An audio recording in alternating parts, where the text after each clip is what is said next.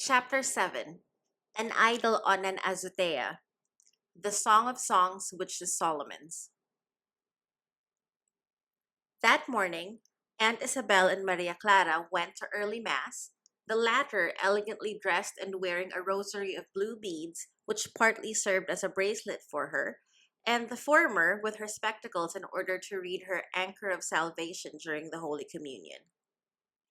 Scarcely has the priest disappeared from the altar when the maiden expressed a desire for returning home, to the great surprise and displeasure of her good aunt, who believed her niece to be as pious and devoted to praying as a nun at least. Grumbling and crossing herself, the good old lady rose. The good Lord will forgive me, Aunt Isabel, since he must know the hearts of girls better than you do, Maria Clara might have said to check the severe yet maternal chidings.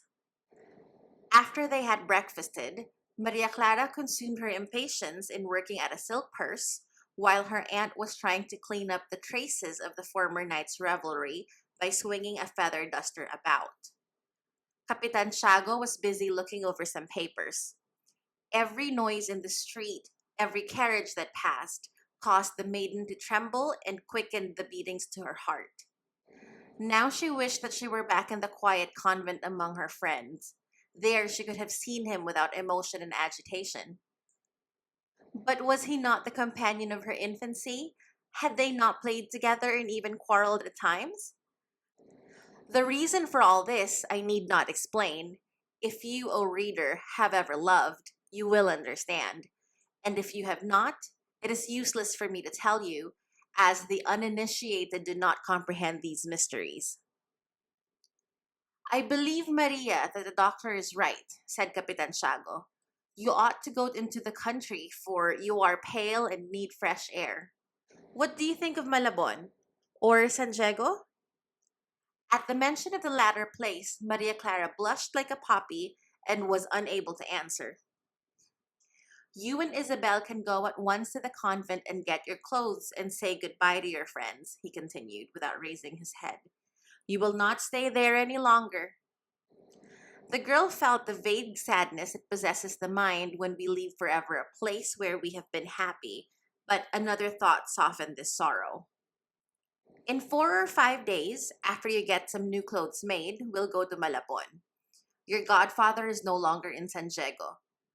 The priest that you may have noticed here last night, that young padre, is the new curate whom we have there. He is a saint. I think that San Diego would be better, cousin, observed Aunt Isabel. Besides, our house there is better, and the time for the fiesta draws near.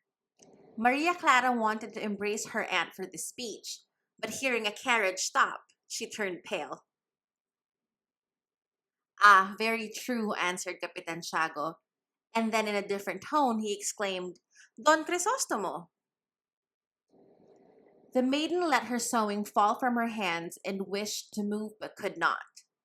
A violent tremor ran through her body. Steps were heard on the stairway, and then a fresh, manly voice. As if that voice had some magic power, the maiden controlled her emotion and ran to hide in the oratory among the saints. The two cousins laughed, and Ibarra even heard the noise of the door closing. Pale and breathing rapidly, the maiden pressed her beating heart and tried to listen.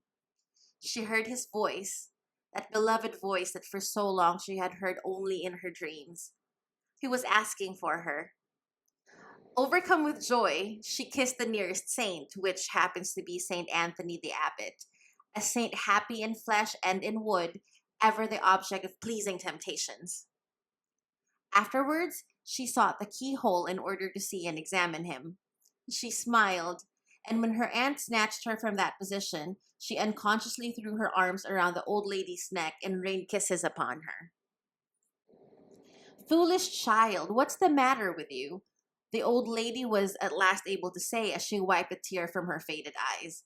Maria Clara felt ashamed and covered her eyes with her plump arm. Come on, get ready, come, added the old aunt fondly, while he is talking to your father about you. Come, don't make him wait. Like a child, the maiden obediently followed her, and they shut themselves up in her chamber.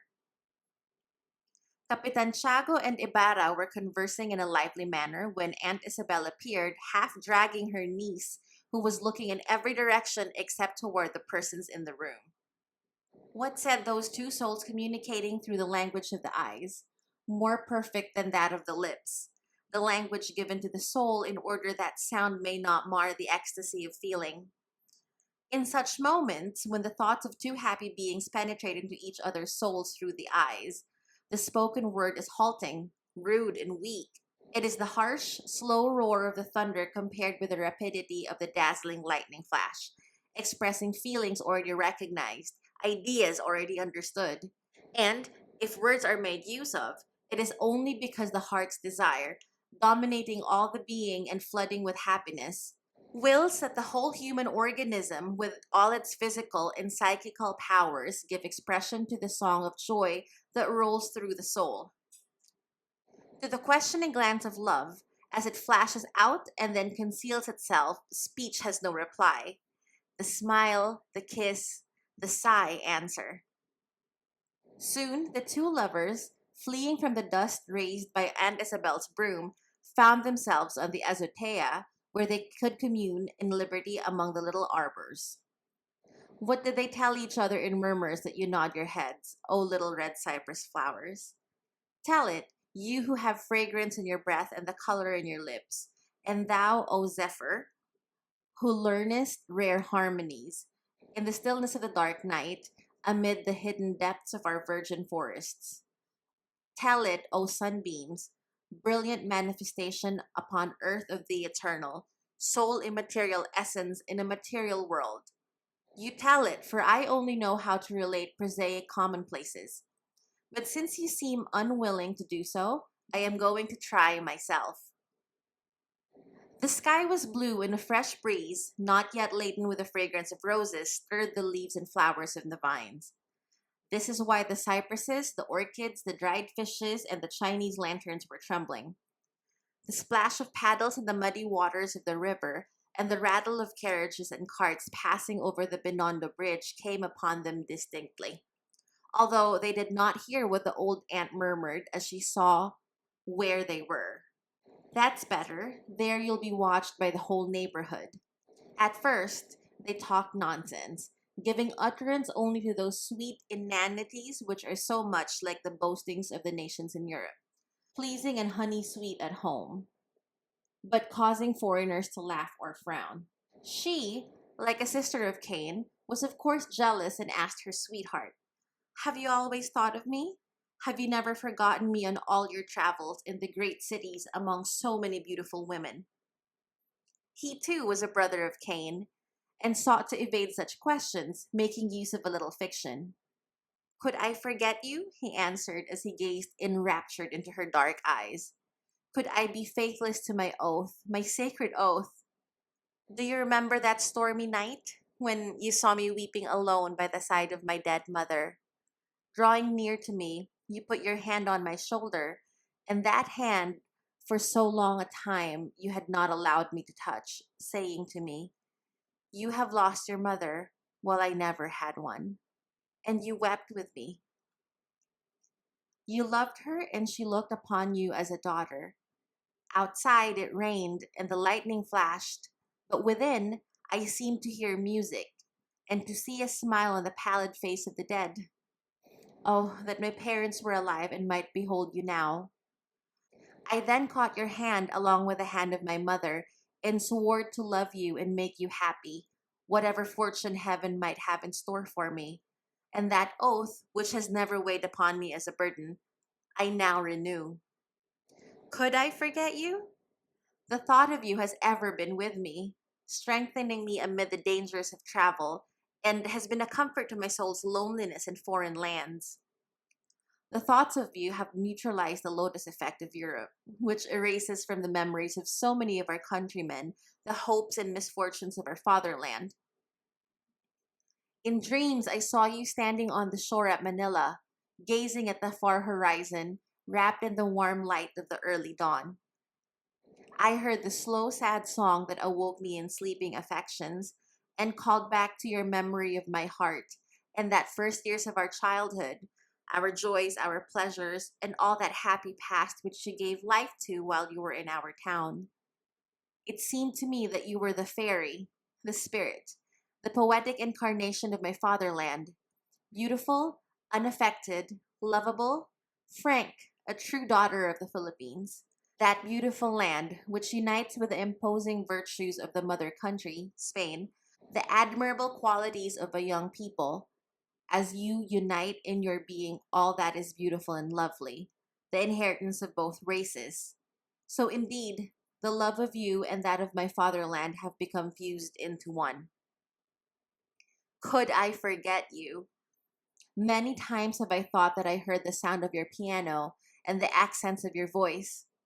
When in Germany, as I wandered at twilight in the woods, peopled with the fantastic creations of its poets and the mysterious legends of past generations, always I called upon your name, imagining that I saw you in the mists that rose from the depths of the valley, or I fancied that I heard your voice in the rustling of the leaves.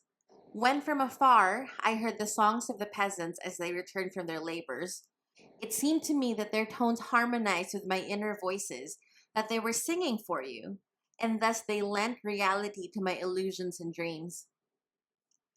At times I became lost among the mountain paths, and while the night descended slowly, as it does here, I would find myself still wandering, seeking my way among the pines and beeches and oaks. Then, when some scattering rays of moonlight slipped down into the clear spaces left in the dense foliage, I seemed to see you in the heart of the forest as a dim, loving shade waving about between the spots of light and shadow.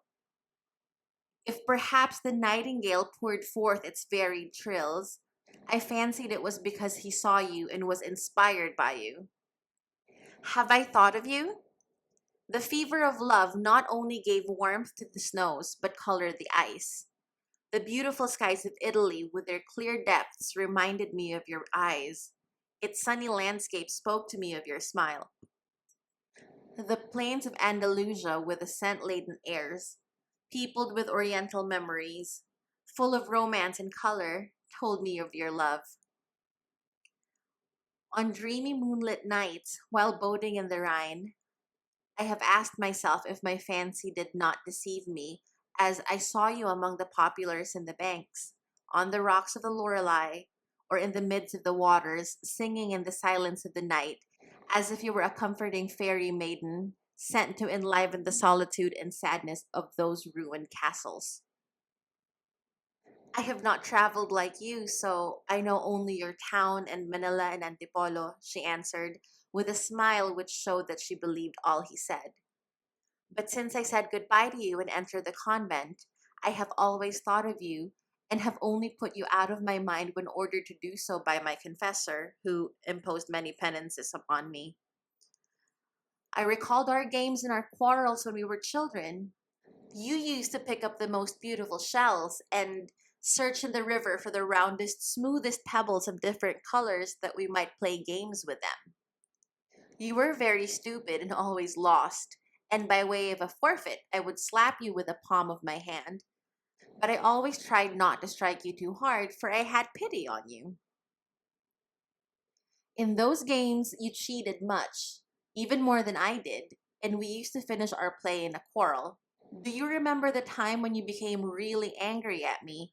Then you made me suffer, but afterwards, when I thought of it in the convent, I smiled and longed for you, so that we might quarrel again, so that we might once more make up.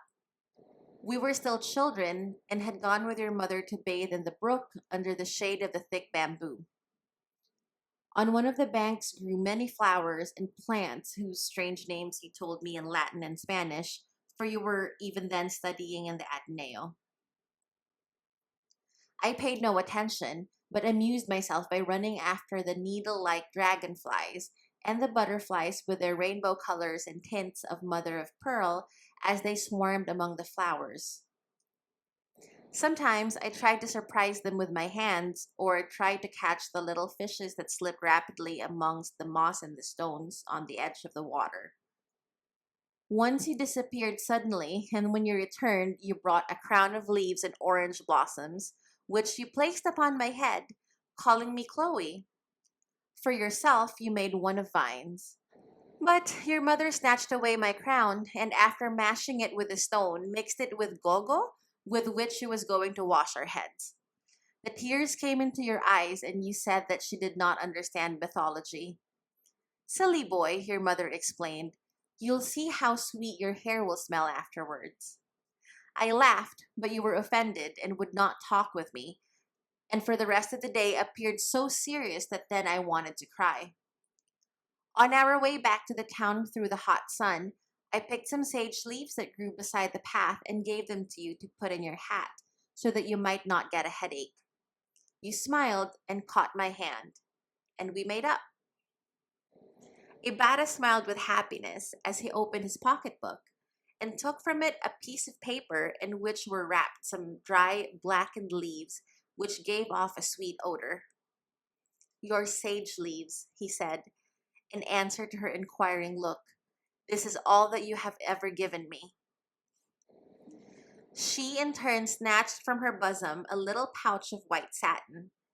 You must not touch this, she said, tapping the palm of her hand lightly. It's a letter of farewell, the one I wrote to you before leaving. Have you ever written me any other, sir? And what did I say to you then? Many fibs, excuses of a delinquent debtor, she answered smilingly, thus giving him to understand how sweet to her those fibs were. Be quiet now and I'll read it to you. I'll leave out your fine phrases in order not to make a martyr of you. Raising the paper to the height of her eyes so that the youth might not see her face, she began, My. But I'll not read what follows because it's not true. Her eyes ran along some lines. My father wishes me to go away in spite of all my pleadings. You are a man now, he told me, and you must think about your future and about your duties. You must learn the science of life, a thing which your fatherland cannot teach you, so that you may someday be useful to it. If you remain here in my shadow, in this movement of business affairs, you will not learn to look far ahead. The day in which you lose me, you will find yourself, like the plant of which our poet Balthazar tells, grown in the water. Its leaves wither at the least scarcity of moisture, and a moment's heat dries it up. Don't you understand? You are almost a young man, yet you weep. These reproaches hurt me, and I confess that I loved you. My father reflected for a time in silence, and then, placing his hand on my shoulder, said in a trembling voice, Do you think that you alone know how to love, that your father does not love you, and that he will not feel the separation from you? It is only a short time since we lost your mother, and I must journey on alone toward old age, toward the very time of life when I would seek help and comfort from your youth. Yet I accept my loneliness, hardly knowing whether I shall ever see you again. But you must think of other and greater things. The future lies open before you, while for me it is already passing behind. Your love is just awakening, while mine is dying. Fire burns in your blood, while the chill is creeping into mine. Yet you weep and cannot sacrifice the present for the future, useful as it may be alike to yourself and to your country. My father's eyes filled with tears, and I fell upon my knees at his feet. I embraced him, I begged his forgiveness, and I assured him that I was ready to set out. Ibarra's growing agitation caused her to suspend the reading, for he had grown pale and was pacing back and forth.